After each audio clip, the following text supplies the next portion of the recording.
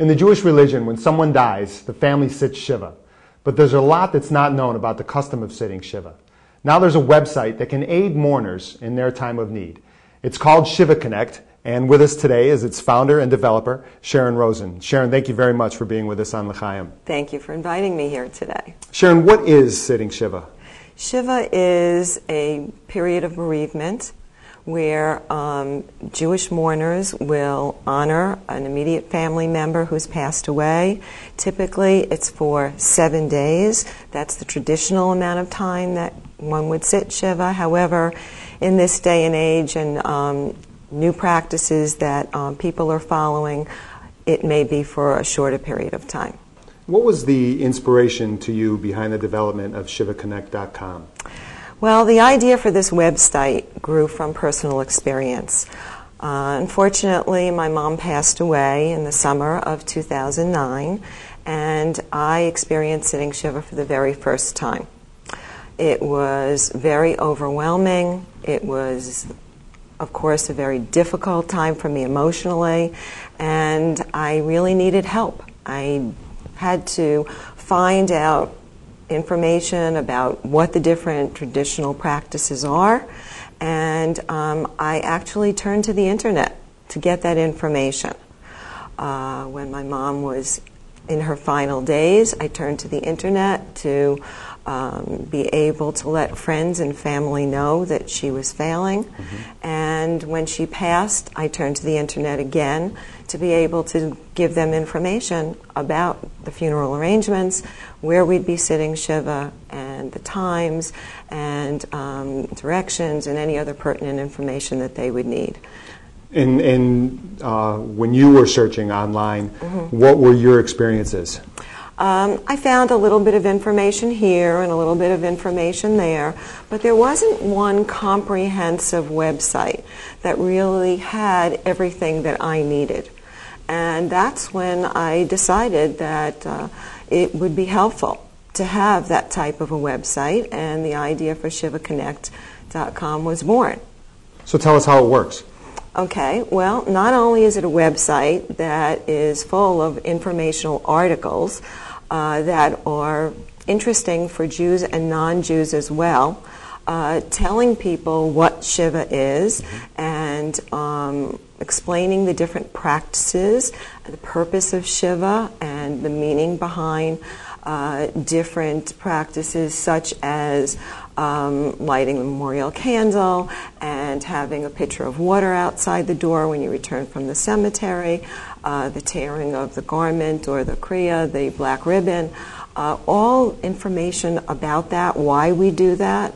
But it also gives mourners a guide to be able to prepare their home, to be ready for that, and to also let mourners and those who want to express their condolences know the best way that they can do that. And I know one of the key elements of your site is the Shiva registry itself. Yes. How does that work, and how do people, friends and mourners, get involved in that? Okay, well that's a concept that grew from turning to the internet to do just about everything these days.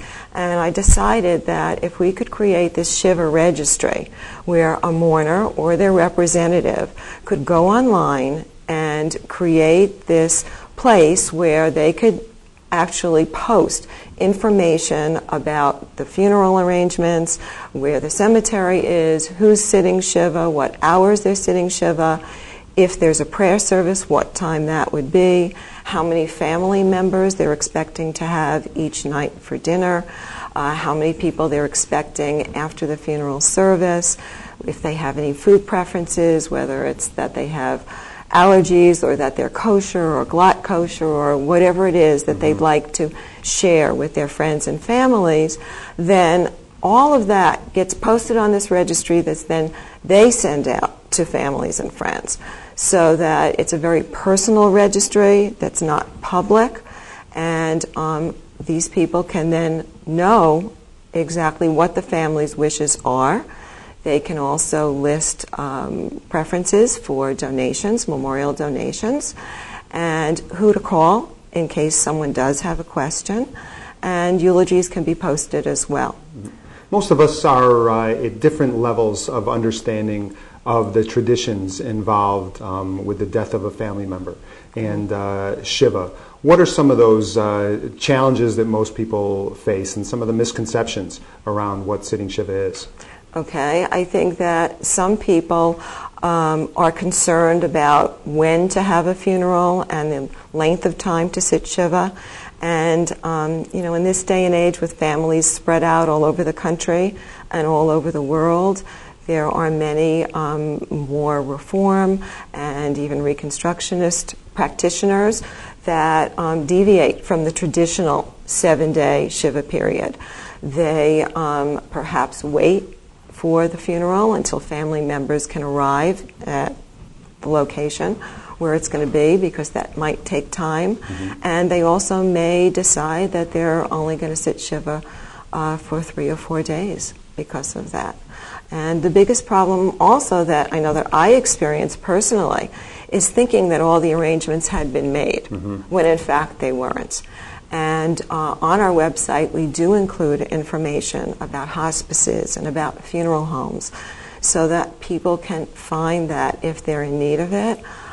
Here we were in my mom's last days and the cemetery arrangements were made, however there was no funeral home that had been selected. And for those people who aren't affiliated and don't have a rabbi in their life, what should those people do? Well, it's usually the first call then would be to the funeral director in a funeral home. And they are extremely knowledgeable and extremely helpful at this time. And they really can guide the family through the process. And they have rabbis that they can recommend who will meet with the family and explain exactly, what to expect and discuss how it is they'd like the service to be conducted, and they can be a tremendous help as well. And when should a person start to look at ShivaConnect.com? They can look at it at any time just to have that knowledge and information. However, if you hear of a loss of a friend or a loved one and you're looking for information about Shiva, it's all there. It's all there. I know there's another valuable component to ShivaConnect.com, and that is your Yortzeit reminder. Tell our audience about that. Yes. Anyone can go to the website, and they can register to receive an emailed Yortzeit reminder each year that they will get about a week before the anniversary of the death of their loved one. Sharon, Rosen, thank you very much. ShivaConnect is a hugely valuable resource to our community, and we thank you very much for joining us on L'chaim. That's it for this edition. We want to thank all of our guests for appearing on the show. For all the latest news about our program, or if you have an idea for a story, please visit our website at tolifel'chaim.com. I hope you'll join us next time on To Life L'chaim.